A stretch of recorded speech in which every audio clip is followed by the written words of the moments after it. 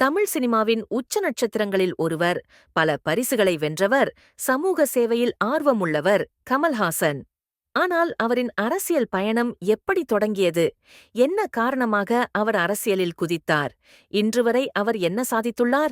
வாங்க தெரிந்து கொள்வோம். மதுரையில் 21 பிப்ரவரி 2018 அன்று மக்கள் நீதி மய்யம் எம்என்எம் கட்சி தொடங்கப்பட்டது.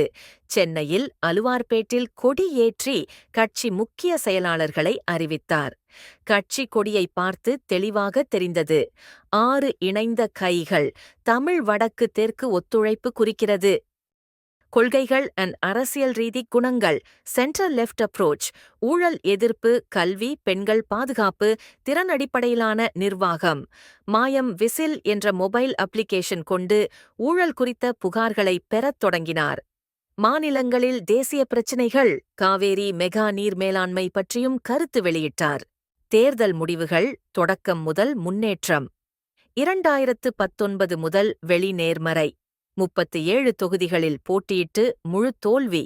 3.72% வாக்கு. நகர்ப்புற இடங்களில் 8.5% வாக்கு. கந்தாமழியின் ஒருங்கிணைந்த 3ஆம் முன்னோக்கியம் தலையாகவும் காணப்பட்டது. 2021 சட்டமன்ற தோல்வி. கோயம்புத்தூரில் தோல்வி. 33.26% வாக்கு.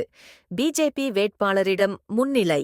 பின்னர் டிஎம்கே காங்கிரஸ் கூட்டணியில் பங்கு பெற்றார்.